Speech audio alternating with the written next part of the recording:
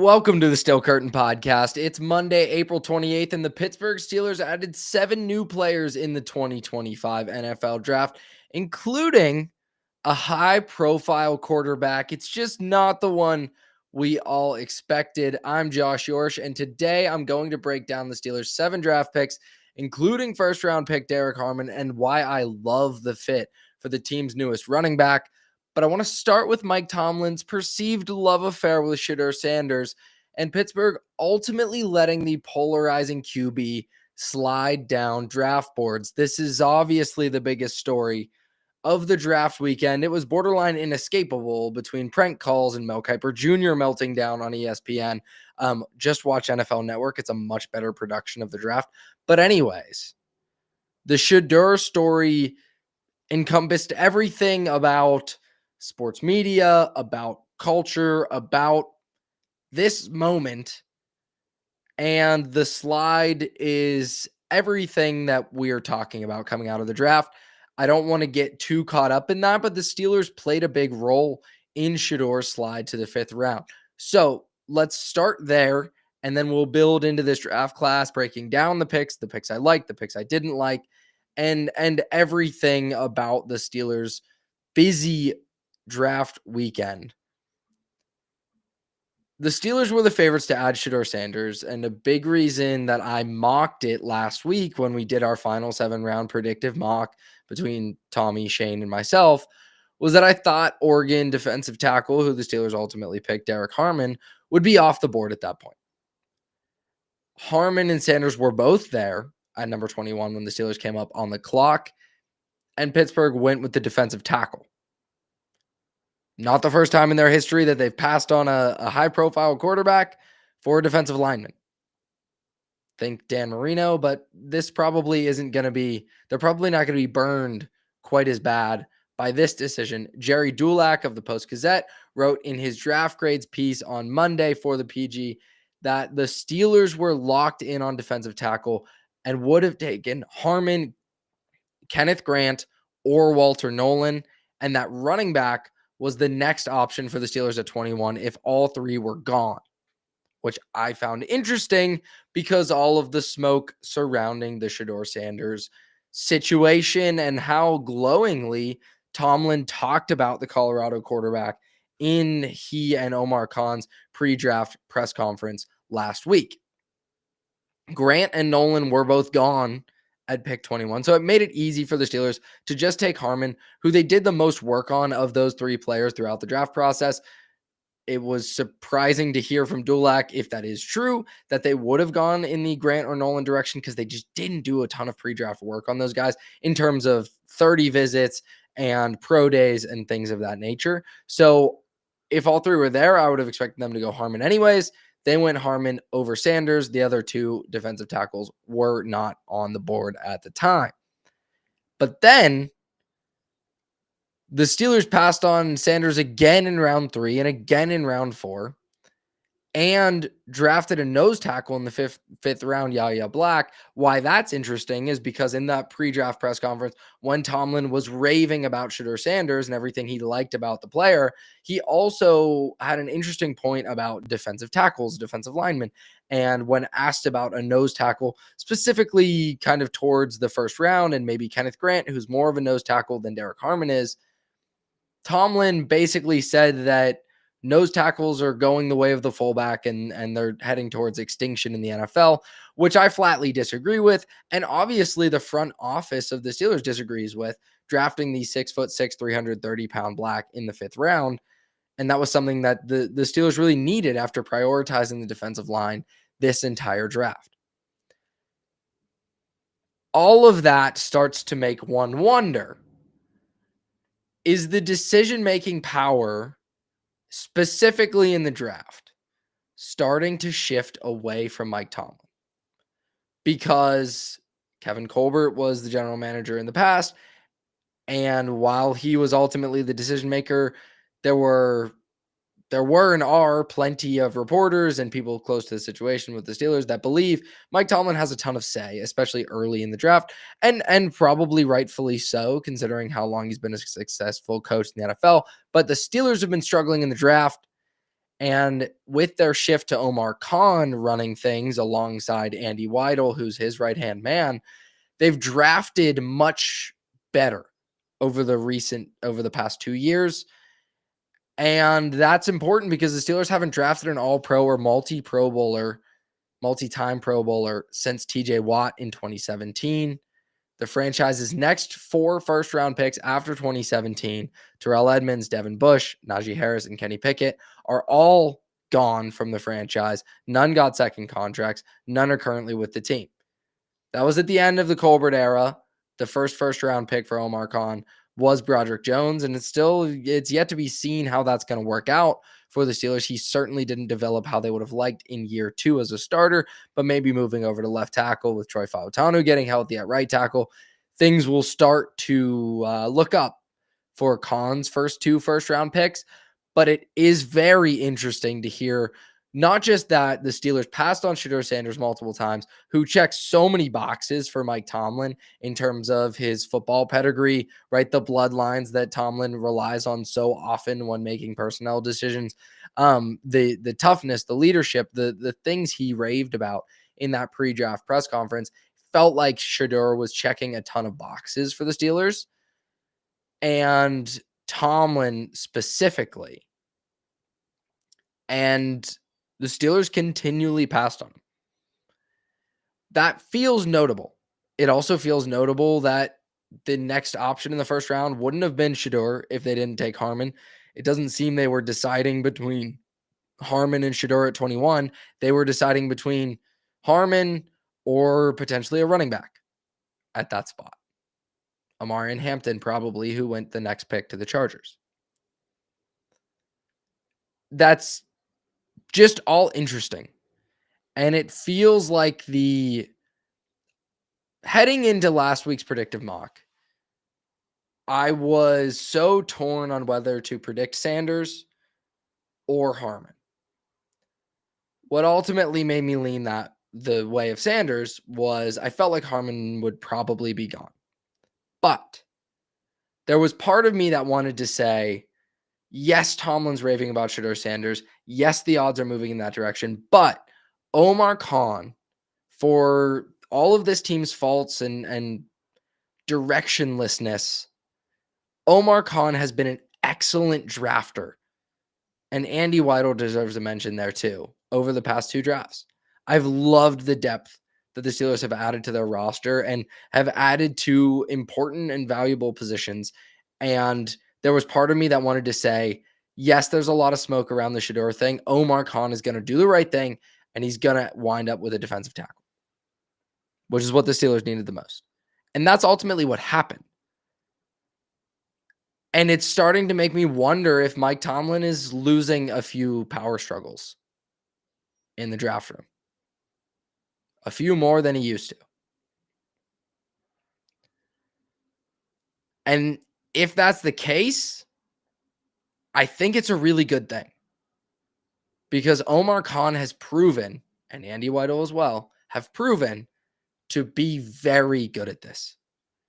Not just against the consensus board, which is actually a valuable indicator of successful drafting. The Eagles are always great against the consensus board, and Howie Roseman is one of the best talent acquisition general managers in the NFL, probably does the draft better than anyone.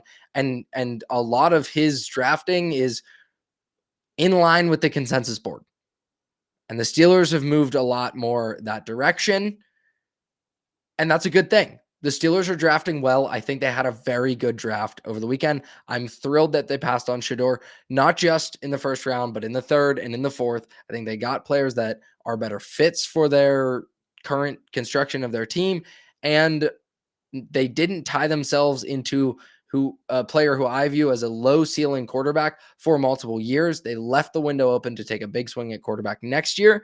And they also left the window open for Aaron Rodgers to be the quarterback of the team this season. On specifically the Shedeur Sanders slide, not to belabor this because the Steelers don't have him. He is a Cleveland Brown. He was a 5th round pick. Ian Rappaport talked on NFL Network about the Tim Tebow effect, he called it.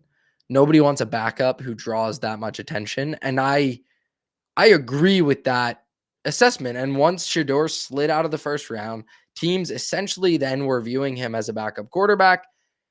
And you don't want that big of a headache as a backup quarterback. There's going to be constant stories about when is your backup that everyone loves and everyone wants to talk about going to play? When is your starter going to lose his starting job? And that's just drama that teams don't need. The Steelers may have been one of the teams able to weather that, not just because of Mike Tomlin and the institutional stability in Pittsburgh, but because there's really nothing standing in Shedeur's way in Pittsburgh. It's Mason Rudolph and Skylar Thompson right now. Well, now it's Will Howard, but it would have been Mason Rudolph and Skylar Thompson. But I also think Shedeur and Dion played the process wrong. And that's not some bold statement. Obviously, they did. Shedeur fell to the fifth round. But coming into this process and even coming into last season at Colorado, Dion was talking about how Shedeur's not going to be a fit with every team. They're going to try to direct him in kind of an Eli Manning fashion to the right organization and the right fit.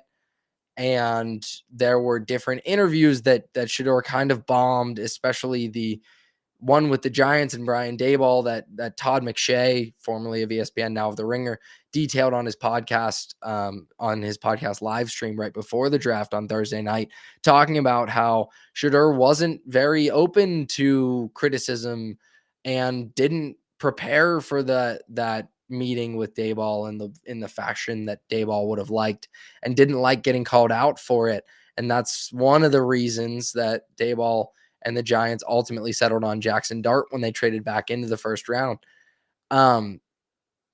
It's not a surprise that Shedeur fell out of the top 10. He was never a top 10 talent as a quarterback. He's still my quarterback 2 in this class. I think he has a chance to be a capable NFL starter. He's accurate enough. He's tough enough. He has a lot of flaws to his game. I think he'd be a low ceiling starter if he was. And teams weren't willing to take that risk. I'm glad that the Steelers were one of those teams that wasn't willing to take that risk, because I don't think Shedeur would have been a good fit specifically with what the Steelers need to do this season and how the offense is constructed. If there's an issue with Shedeur, it's arm strength. It's driving the ball outside of the numbers. He floats a lot in the pocket. Sometimes that's to float to the far side of the field if he knows he has to make a throw outside the numbers that direction, right? And that makes it hard for the offensive line to block for you when they don't know exactly where you're going to be in the pocket. And you also just can't get away with that the same in the NFL as you could in college football. And the Steelers are going to be throwing just about everything outside the numbers next year because they have DK Metcalf and they have George Pickens, 2 of the best contested catch players in the NFL. Mason Rudolph, frankly, is a much better fit for the current construction of the offense than Shedeur Sanders would have ever been. So I'm glad the Steelers passed on him. I'm happy with where they landed in the first round, in the third round, even in the fourth round. And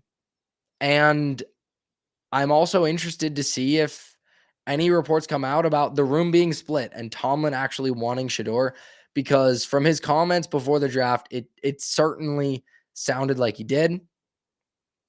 And now maybe the reason for passing on Shedeur and letting him slide and not being that backstop everyone thought was there at 21, it might be Aaron Rodgers, right? That brings us to the future Hall of Famer. We go from a son of a Hall of Famer to a future Hall of Famer.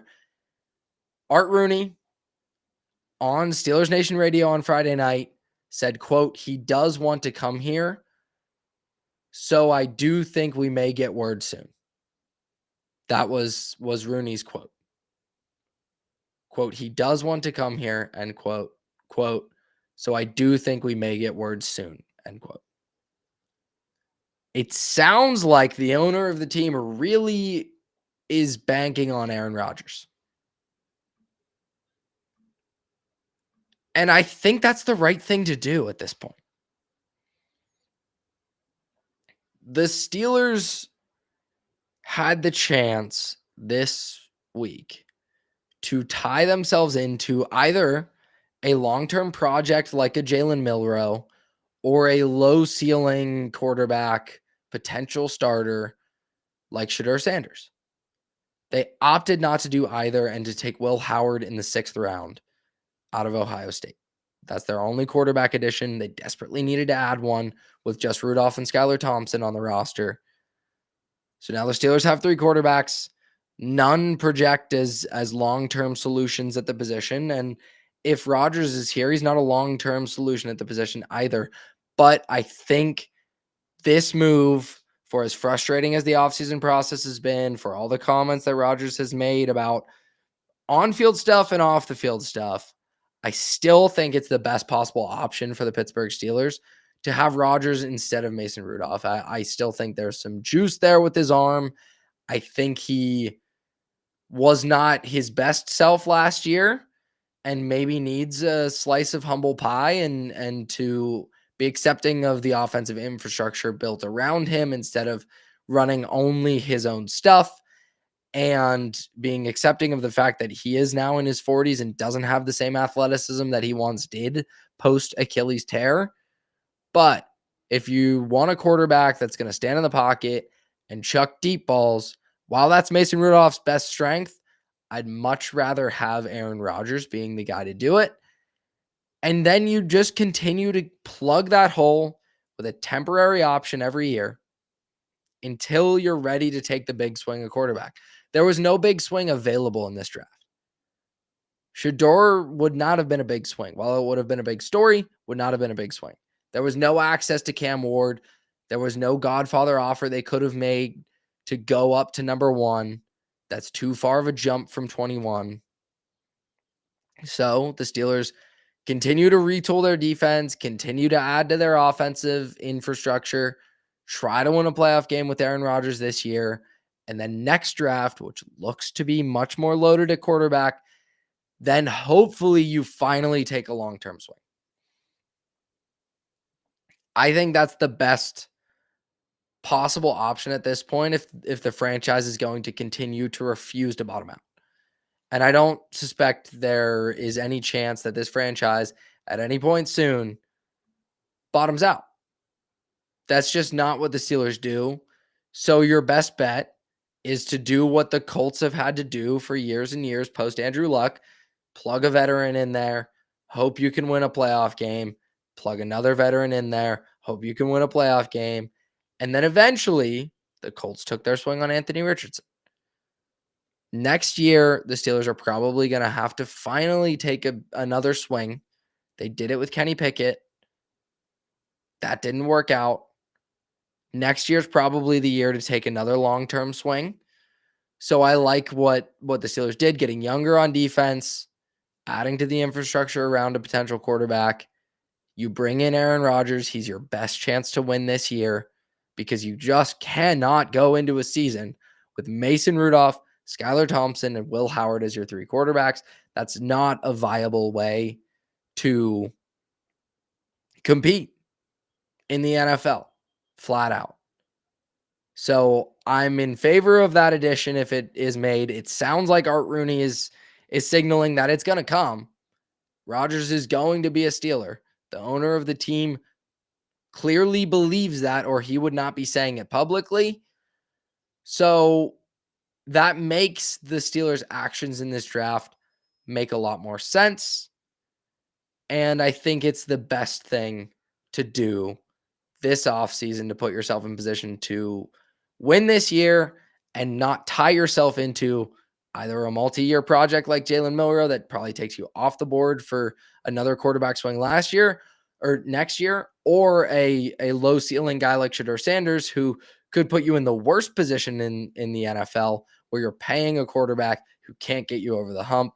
I think that's a reason that teams let Shedeur slide so far.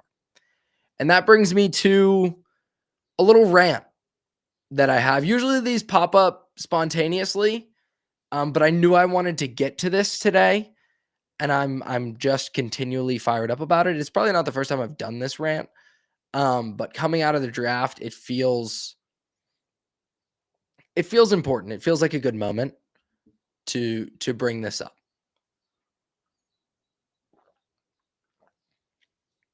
Take a little drink of water to be ready.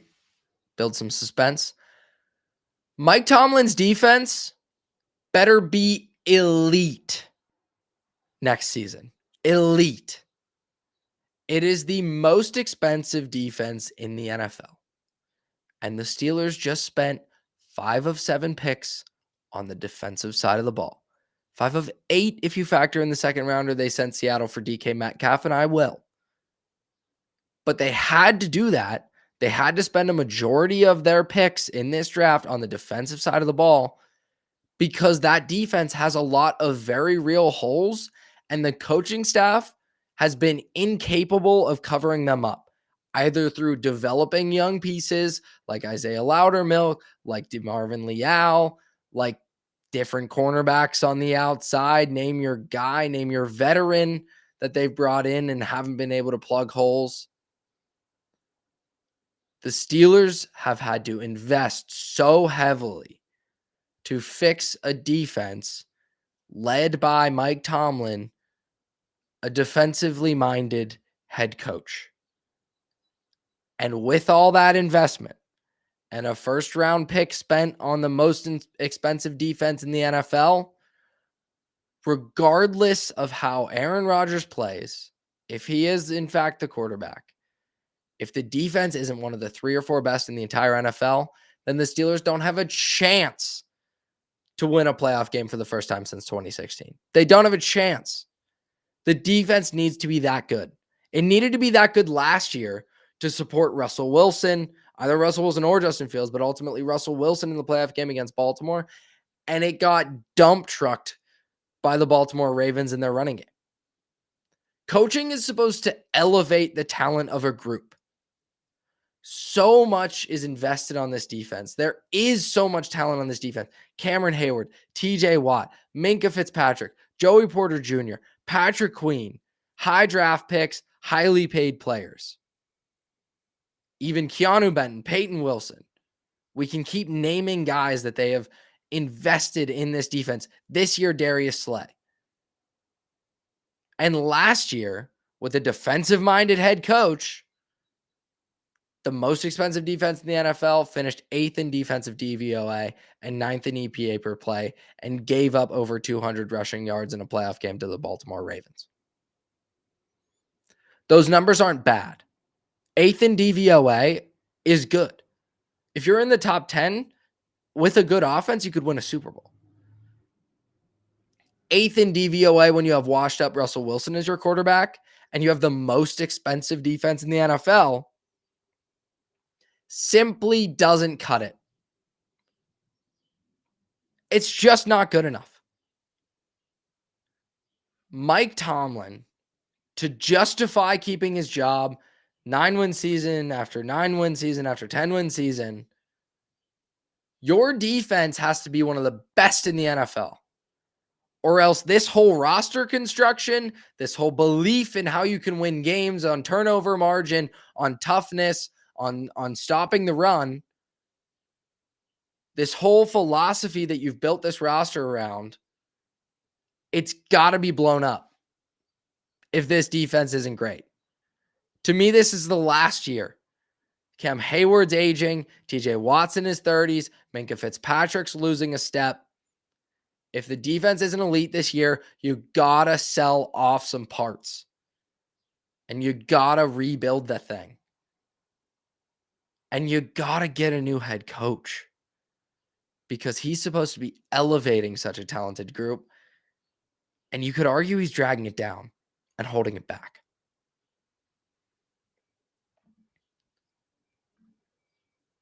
Finally, before we get to this actual draft class, what you came here for, what I promised you, which I absolutely want to talk about. If you're a fan of the Pittsburgh Steelers and you want to support the Steel Curtain podcast, please subscribe, like and subscribe on the YouTube page and subscribe wherever you get your podcast. This podcast is available on Spotify and Apple Podcasts, wherever you get your podcast. Check out my show on Mondays at 1:30. I go live. And on Wednesdays, Tommy Jagai and Shane Kubis go live at 1:30 as well. Be sure to get their draft thoughts this Wednesday. I jumped on with them last week and we had a lot of fun breaking everything down. So make sure that you subscribe. Now to the draft class. And we'll start with the number 1 pick, the first round pick, number 21 overall. And we're going to do a little draft grades. I think draft grades are generally kind of stupid. But it's just a way to talk about the picks I liked the most and what I liked about them, what I didn't like about others. That's what it is for everyone. Don't take it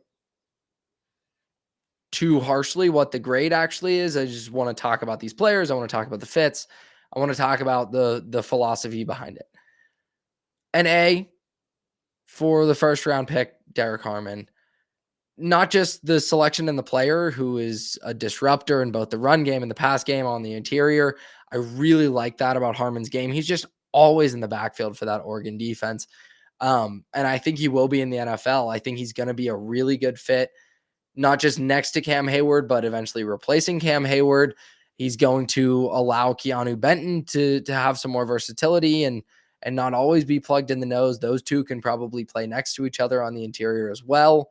And I think the defensive line rotation is in as good of a spot as it's been for a while for the Steelers, probably since Stephon Tuitt retired. So I love the pick. I was thrilled when Harmon kept slipping. I thought the Cincinnati Bengals were going to take him. They ultimately went with Shamar Stewart instead. So I was thrilled he slid. There are concerns about a shoulder injury, but not that big of concerns. The Steelers felt comfortable taking him at this point. So I'm going to feel comfortable with it as well. So not just for the player, you're getting an A, but you're getting an A for passing on a potential quarterback, whether that was Shedeur Sanders or Jalen Milroe, who both have been rumored as potential Steelers. So resisting the urge to do that, just doing the right thing, drafting a position of need, a valuable position, and loading up on what should be a strength along the defensive line, continuing to get younger there. I love the player. I love the fit. I love everything about this pick. It is an absolute A for me and should feel good about it going into next year. The only concern I have is you're investing so much, the most expensive defense in the NFL. You shouldn't have to, but they had to. And I think it's a great pick. Round 2, I'm including this. DK Metcalf. They spent a second round pick on DK Metcalf. Let's look at the wide receivers drafted in the second round of this year's draft. Jaden Higgins out of Iowa State, a physical contested catch guy, a ball winner, a jump ball winner, a player I really like on the outside. I like DK Metcalf more. Luther Burden, an interesting yards after the catch guy who I think would have been actually pretty fun with Arthur Smith on some over routes and different things. But he's great on screens and just creating with the ball in his hands. Maybe a Deebo Samuel comparison. That's kind of the comp, but it's not a clear 1-to-1 there. I like DK Metcalf a whole hell of a lot more. Trey Harris is a vertical deep threat, not as good of a vertical deep threat as DK Metcalf is. And Jack Betch is kind of a you want to say sneaky athletic? We can. Physical possession guy who's a bit more of a playmaker than you'd think. He's not the playmaker that DK Metcalf is, with multiple 1,000-yard seasons already in his career. Even when you factor in the price that the Steelers have to pay for DK Metcalf, I still love the trade. It gives them stability going forward, gives them the freedom to ultimately move on from George Pickens.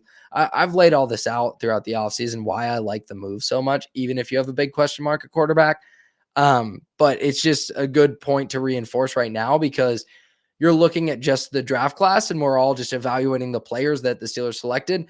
A player that they got with one of these draft picks is DK Metcalf. And I think the NFL continually undervalues veteran players in trades. And Deebo Samuel, for example, was traded for a fifth, I believe, to the Washington Commanders this offseason. And a lot of that has to do with contractual situations. But getting a sure thing like DK Metcalf over the risk of any of those receivers the Steelers could have drafted in the second round, I'll pay the price for that, especially when you're not paying a quarterback top dollar. You have to take more chances when you have an expensive quarterback, but the Steelers don't have that right now. So pay the wide receiver top dollar.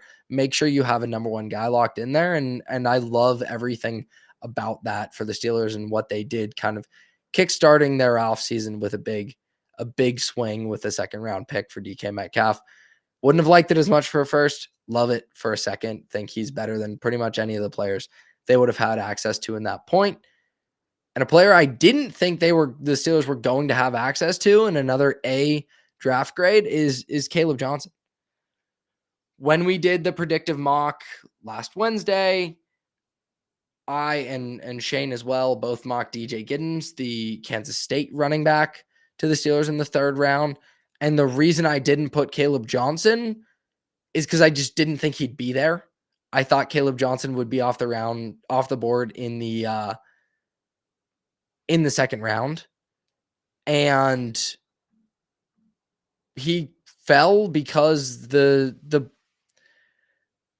it was such a loaded running back class this year that teams clearly were just punting on the position to take another position because they knew there'd be a talented guy later. And yes, the Steelers could have done that too, but I think Caleb Johnson was too good a fit to pass up. He's the running back I most wanted for the Steelers in this draft. Obviously Ashton Genty or Omarion Hampton, but after those guys, Caleb Johnson is absolutely it. He ran a bit slow at 4.57, but with his size at 6'1", 224, he plays a lot faster than that. Charles Davis on NFL Network after this pick, I thought this was interesting. Comped him to Najee Harris. And it was kind of a comp of convenience, right? He's just going to the Steelers and he's replacing Najee Harris, and he's another big physical back. But that's an awful comparison in terms of running styles. He is nothing like Najee Harris. He plays much more of a finesse game, a zone running game, an outside zone game, exactly what Arthur Smith wants to do and wanted to make Najee Harris. Johnson thrived in an outside zone system at Iowa, and he's especially great on pitches, which is perfect. Everyone in Steelers Nation, every Steelers fan was infuriated by the number of toss plays to Najee Harris last season because he didn't have the vision to get his eyes up quickly to make a cutback, right? Like you want to get the flow going to the outside, and when you have a spot, have a crease open up, cut back, kind of that one cut running style. A pitch can help you do that, but Harris he's not that type of runner. He's a downhill physical runner who wants to run in a gap scheme and be between the tackles. Caleb Johnson, many of his best runs and most explosive plays were off of pitches and tosses, and he is just fantastic. He's so smooth when he gets to the edge, and he builds speed so well in kind of a way that Derrick Henry does. It's aggressive to comp any running back to Derrick Henry, but stylistically, I think it's actually a really good comparison. And that's why it's such a good fit with Arthur Smith, who thrived in Tennessee with Derrick Henry. I think he's going to allow the Steelers to get into more of the under center, outside zone run, play action off of it stuff that, frankly, a lot of the best callers in the NFL, play callers in the NFL are going away from, right? Like Kyle Shanahan and Sean McVay are introducing much more, even Matt LaFleur are introducing much more diverse run games and run schemes. They're going to a lot more gap stuff because defenses have gotten lighter, right? Lighter and faster at linebacker to try to counter those zone runs and all the stuff going to the perimeter. So defenses have gotten linebackers that can go sideline to sideline, but they can't maybe hold up if you get big interior offensive linemen and just run right at them with gap scheme and duo blocking stuff. So that's what McVay has almost leaned exclusively back into. Arthur Smith is still in the outside zone, play action off of it, old school kind of Shanahan-y stuff. He's not necessarily a Shanahan guy, but he uses those same principles. You can question whether that's the right thing to do in this specific era of the NFL and if he's falling behind the times a little bit. But given that that's just the reality of his offense, that's the stuff he's going to run, Johnson is the best possible fit for that. And I think Johnson's physicality allows for maybe an undersized linebacker does meet him sideline to sideline, is able to run with him sideline to sideline.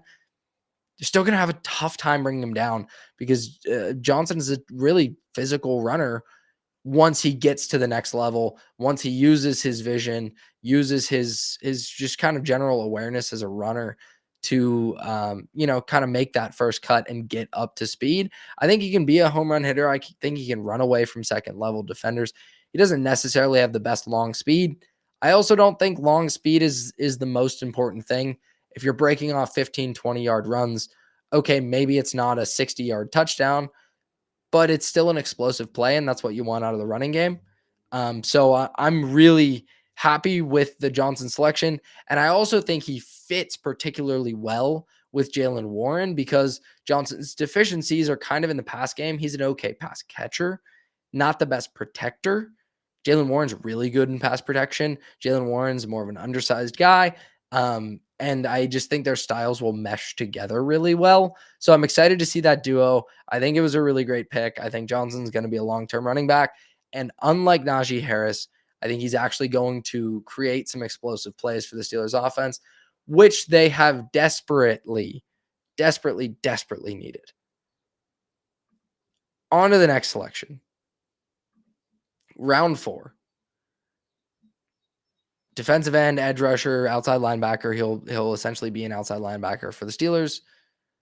Jack Sawyer from Ohio State, national champion, team captain, ultimate leader, ultimate locker room guy. Love all of that stuff about him. I've given this pick a B+ because while I like the player, I don't see Sawyer as ever developing into a high level disruptor in the passing game. I just don't think he has that type of burst off the edge to really wreck things as a pass rusher. I think he's going to be great against the run. I know he's a bigger, more physical option than Nick Herbig. So you kind of have some flexibility there. Hey, you want to put the pass rush juice on the field opposite TJ Watt, go with Herbig instead of, Highsmith's taking a breather. Go with Herbig if you want somebody to set a hard edge or try to, get you off the field late in the game when the other team's trying to run the clock down. Go with Jack Sawyer. Like I like that. I like that theory. Why this is a B+ for me is there's always this push and pull in draft season of best available versus drafting for need. And you always say you want your team, you want your front office to always draft best available. You get into trouble in drafts when you just hunt after needs and you take reaches on players. Look at the Artie Burns draft pick. I think that's the best possible example. William Jackson went just before the Steelers picked. The Steelers were so locked in on a cornerback that they reached on Artie Burns, and he was a disaster. So I applaud the Steelers for drafting best available, especially at a premium position like edge rusher. He's also going to be the 4th edge rusher in a rotation that I think has 3 really good players. I really like Herbig. I think if Herbig was a full-time starter, and maybe he has some deficiencies against the run, but I think if he was a full-time starter on the edge, he could be a double-digit sack guy easily. He has that much juice as a pass rusher. You're paying Highsmith a lot. You're paying Watt top dollar, even though he's aging. It just feels a bit weird to add another body to that group when if this team is at 100%, how many snaps is he really going to see? Because you just don't want to take TJ Watt. You don't want to take Alex Highsmith off the field. I love drafting premium positions, good players, especially a guy like Jack Sawyer, who is going to be an A+ in the locker room. But it just feels a bit odd that you're investing in that position unless there is a move coming, right? Unless there is eventually a Highsmith move, eventually a Watt move with those players both aging and on big contracts. I like Sawyer a lot. I think he's going to be a good player, especially against the run. And the Steelers clearly prioritize getting younger and bigger and more physical on the defensive line.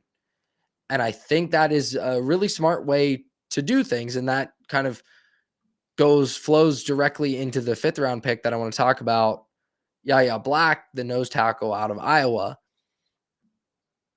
It was a bit odd that the Steelers drafted a true nose tackle, right? This guy is 6'6", 330, tremendous size, all the measurables that the Steelers always target along the defensive line.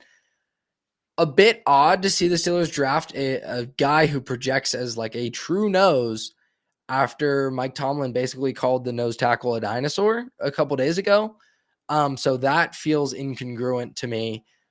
But the theory here is you're investing in the defensive line, you're getting bigger, you're getting more physical, you're getting younger.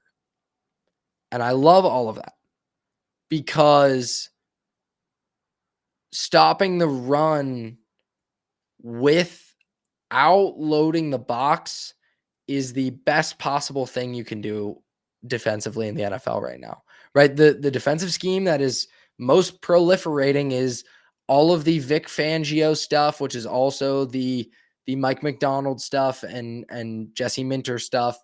It's not all exactly the same, right? The Michigan guys, McDonald and Minter, lean more into the simulated pressures and different looks like that. But generally, they all have the same thesis, and that is stop the run with your 4-down defensive linemen. Do not bring safeties into the box. Do not bring bodies down around the line of scrimmage or additional bodies down around the line of scrimmage so you can defend against the pass and keep an umbrella over the offense. And that's modern defense right now. 2 high safeties, limiting deep throws. And if you can stop the run while doing that, right? Brandon Staley failed with this philosophy because he never had big enough bodies along the defensive line to stop the run. So teams just gouged him. But these other defenses that are investing in nose tackles and oversized defensive tackles and defensive linemen and are able to stop the run with 6 guys in the box instead of 8, that's incredibly, incredibly valuable in modern football. And I think Yaya Black just gives you another body that can help do that. So perfect, right? Perfect. It's just the issue of you're a team that's struggling to score points. You're a team that's been lifeless on offense for years. Eventually, you got to continue. You got to invest in that offense. You traded for DK Metcalf. Yes, I love that trade. I like where the Steelers are at tight end with Freiermuth and Darnell Washington. I like where the Steelers are at with a wide receiver right now with Pickens and Metcalf and maybe Roman Wilson or Calvin Austin. I like those players. I like where they're at with running backs with Caleb Johnson and Jalen Warren. The offensive line has been invested in with 2 first-round picks in recent years, and Zach Frazier has been great at center. Mason McCormick seems to be coming along at guard. But you just are pouring so many resources into the defensive side of the football when defense doesn't win championships in the NFL. That hasn't been the case for a really long time. You want to be great on defense, right? And a pass rush is the best way to neutralize the superhero quarterbacks that the Steelers will have to run through in the AFC. So that theory is all sound. Andy Weidel helped construct the monstrous roster in Philadelphia that beat Tom Brady and just ultimately beat Patrick Mahomes. He has his fingerprints on that roster as well. But to come out of this draft with so little investment on offense, it leaves me wanting a little bit more, and it's why this grade was a B, right? I like the player, I like the fit, I like most of the theory. And maybe there weren't offensive players at this point that the Steelers really liked. The wide receiver class was a bit underwhelming this year. So I'm generally okay with it, but it concerns me long term if you're still pouring more and more resources into the defense. One pick that was spent on the offensive side of the ball, Will Howard, quarterback out of Ohio State.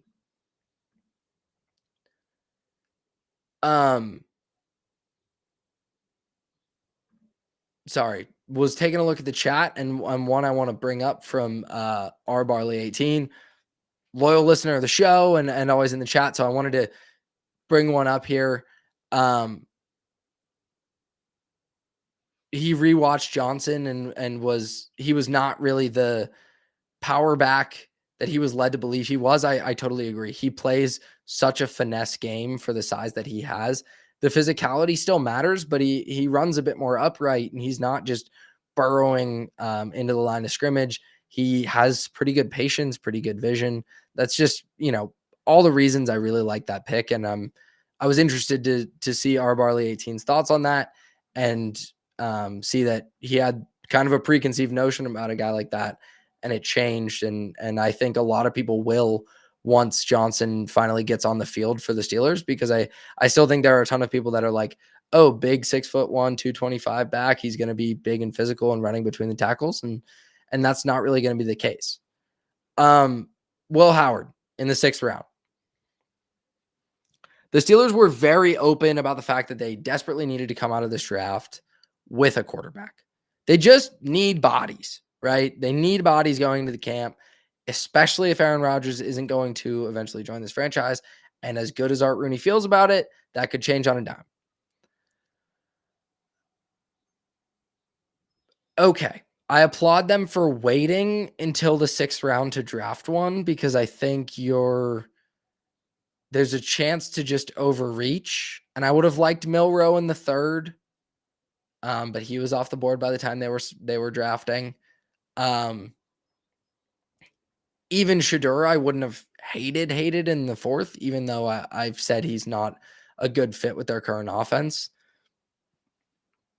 I'm fine with Will Howard in the 6th because it's a 6th round pick, and he is a live body at quarterback, and they really needed that.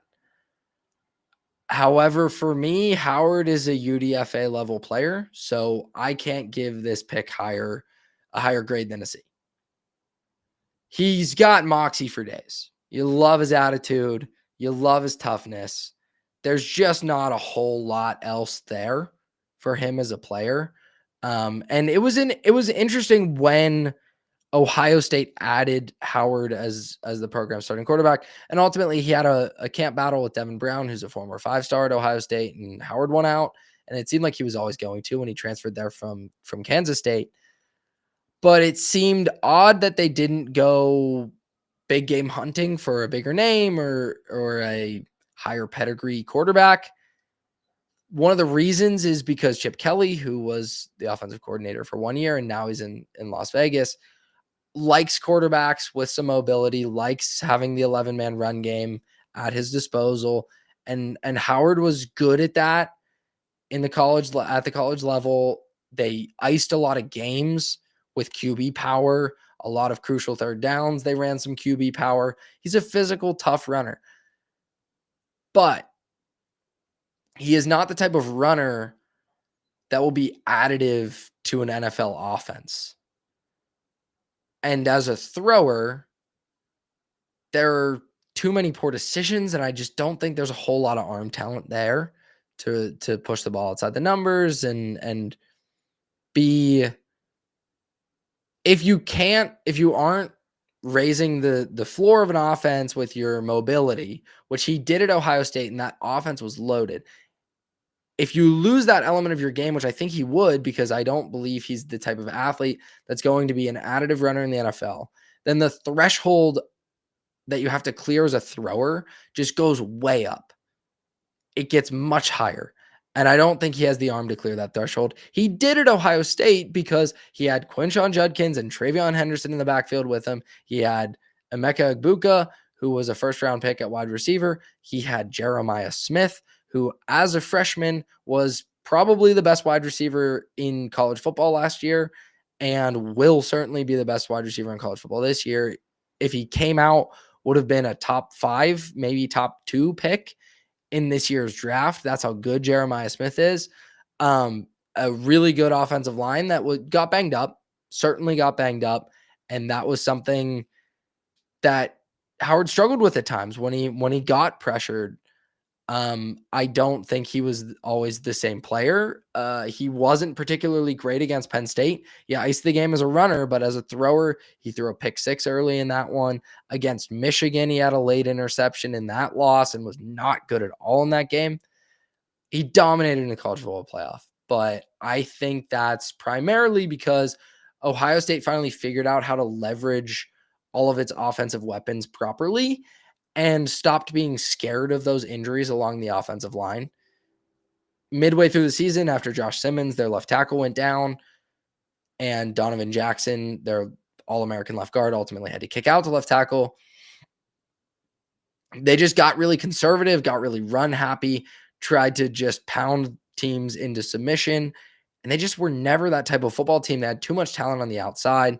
Once they spread things out a little bit more and used the one-on-one advantages that Smith and Egbuka had on the outside to then get to their running game with Travion Henderson and Judkins and Howard, they just were an unstoppable rolling ball of chainsaws.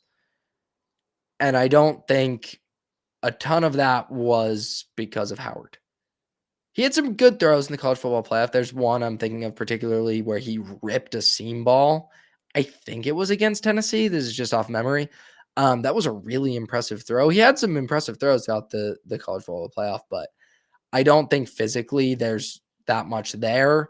If anyone is just going way overboard and saying he's going to be the starter or a future starter, no, he's not. He could be a career backup, a useful one, certainly. But if he's making more than a spot start, you're gonna have some concerns because he's pretty limited in the passing game and is a questionable decision maker. Though I don't blame him. I don't really ding him for the late slide against Oregon. If you know that game and know what I'm talking about. On to round 7.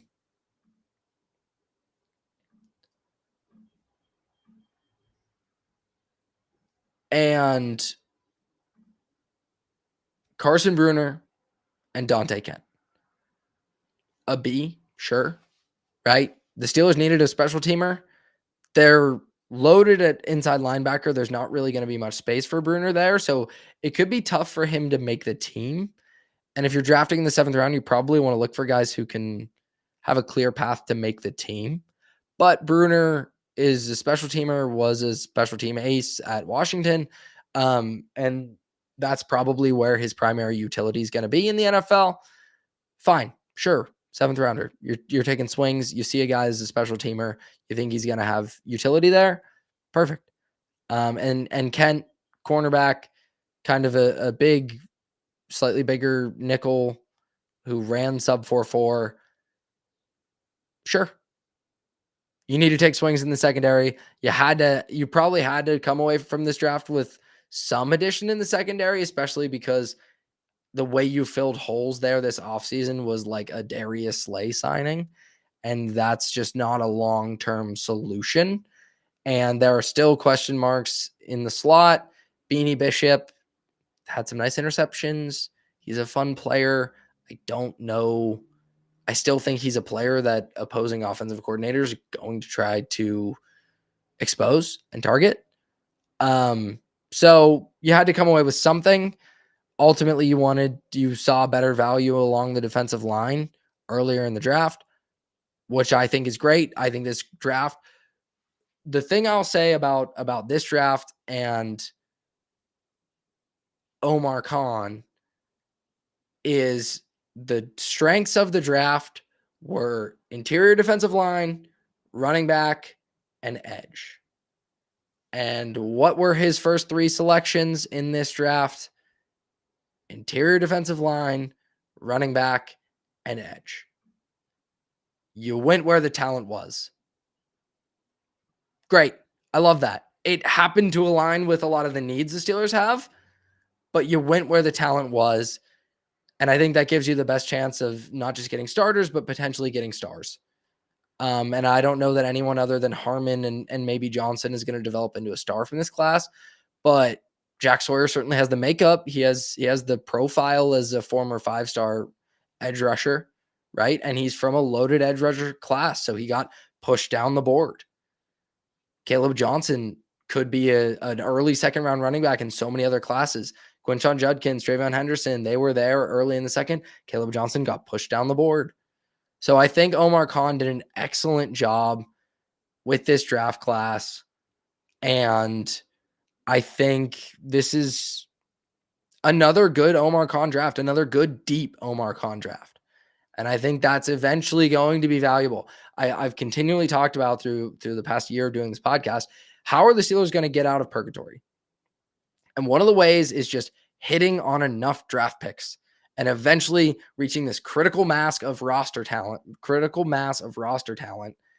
And with every passing draft, I feel like Khan is getting them closer to that, whatever that line of demarcation is. Ultimately, you need a quarterback with it, right? But I love the way he and Andy Weidel have gone about building this thing up. And I really I'm a fan of this draft class and everything they did. I want to go back to another comment from R Barley 18 before I get out of here. He sees more skills from Howard than Sanders. How one's a UDFA, which he agrees with, and one's a top 10 pick, not even close. Howard's arm talent is about the same.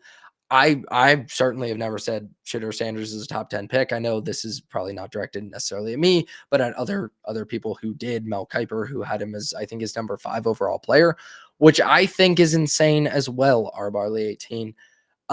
Physically, I don't know that there's so much more to Shedeur, but I think we can fall into a trap, right? One of the league's most elite quarterbacks is Joe Burrow. Physically, there's nothing he does that is so excellent. What he's excellent at is accuracy and spatial awareness. He has incredible just awareness of the bodies around him in the pocket, and he's able to navigate the pocket and avoid sacks in such an impressive way and find space for his receivers downfield, whether that's throwing a contested catch, a jump ball to the exact right spot, or waiting for them to uncover as he's scrambling. So I think like that vision and spatial awareness, that's Burrow's superpower. I won't say Shedeur Sanders really has a superpower, but where he separates himself significantly from Howard, who I think was my QB 11, 10 in this class, very low down, and Sanders, who I admittedly have as my QB2, I still stand by that on just pure talent. I think Sanders is also good in those ways, in those scramble drills. He bails far too often from the pocket, and that is a habit that will get him in trouble in the NFL.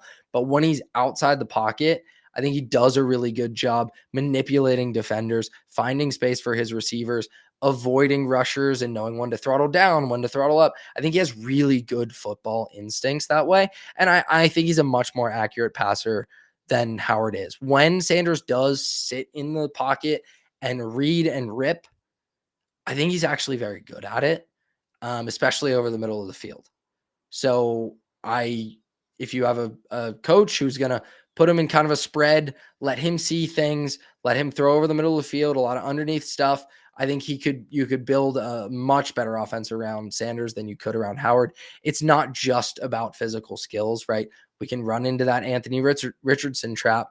And I myself still want to swing for that upside, because if you can layer the awareness, layer the football IQ, the spatial awareness, the accuracy onto a body like Anthony Richardson's, you're going to strike gold. You're going to have Josh Allen.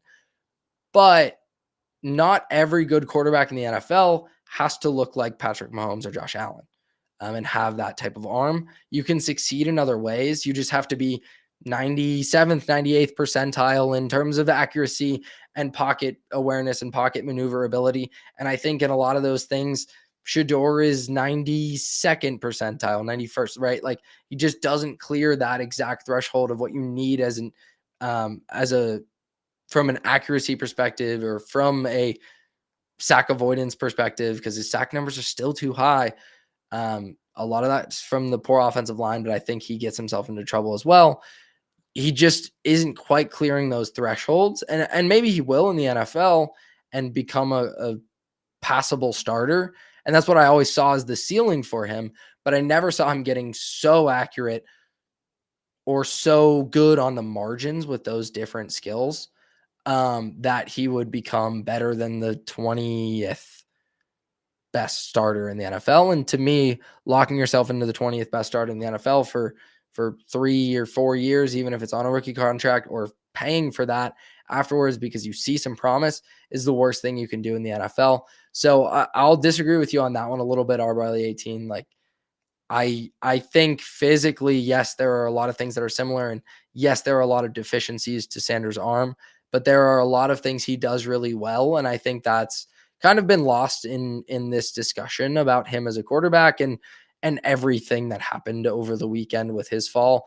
I don't think he was ever really a first rounder in my eyes, but certainly a second, third round guy. He's better than a fifth round quarterback, and I wouldn't have hated a team taking him in the first round. I just would have hated eventually having to pay him.